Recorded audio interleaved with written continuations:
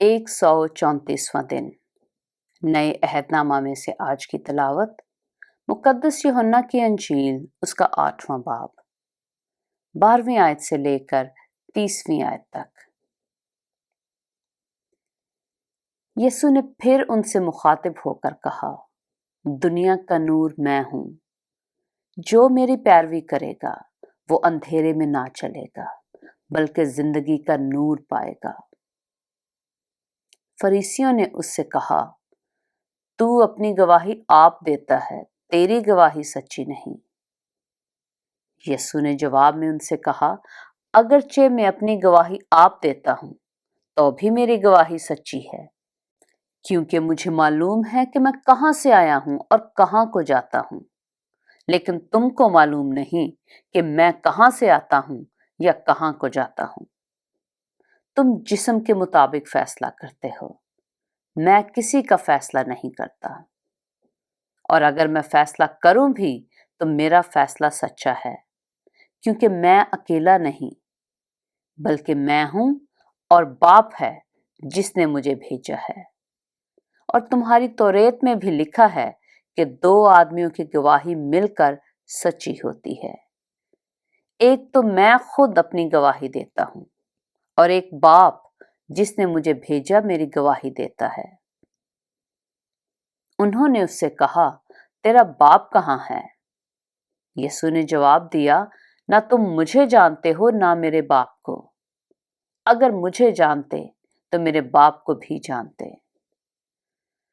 उसने हैकल में तालीम देते वक्त ये बातें बैतुल माल में कहीं और किसी ने उसको ना पकड़ा, क्योंकि अभी तक उसका वक्त ना आया था। उसने फिर उनसे कहा, मैं जाता हूं और तुम मुझे ढूंढोगे और अपने गुनाह में मरोगे। जहां मैं जाता हूं तुम नहीं आ सकते। बस यहूदियों ने कहा, क्या वो अपने आप को मार डालेगा जो कहता है जहां मैं जाता हूं तुम नहीं आ सकते? उसने उनसे कहा, तुम नीचे के हो, मैं ऊपर का हूं। तुम दुनिया के हो, मैं दुनिया का नहीं हूं। इसलिए मैंने तुमसे ये कहा कि अपने गुनाहों में मरोगे, क्योंकि अगर तुम ईमान ना लाओगे कि मैं वही हूं तो अपने गुनाहों में मरोगे।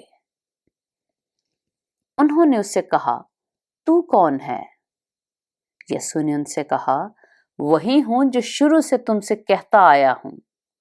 मुझे तुम्हारी निस्बत बहुत कुछ कहना और फैसला करना है, लेकिन जिसने मुझे भेजा वो सच्चा है, और जो मैंने उससे सुना वही दुनिया से कहता हूं।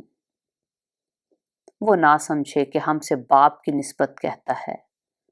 बस यीशु ने कहा कि जब तुम इब्ने आदम को ऊंचे पर चढ़ाओगे तो जानोगे कि मैं वही हूं, और अपनी तरफ से कुछ नहीं कहता, बल्कि जिस तरह बाप ने मुझे सिखाया उसी तरह ये बातें कहता हूं।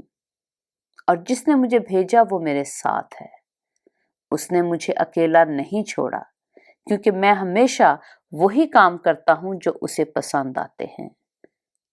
जब वो ये बातें कह रहा था तो बहुतेरे उस पर ईमान लाए। पाक कलाम के पढ़े और सुने जाने पर खुदावंद की बरकत हो।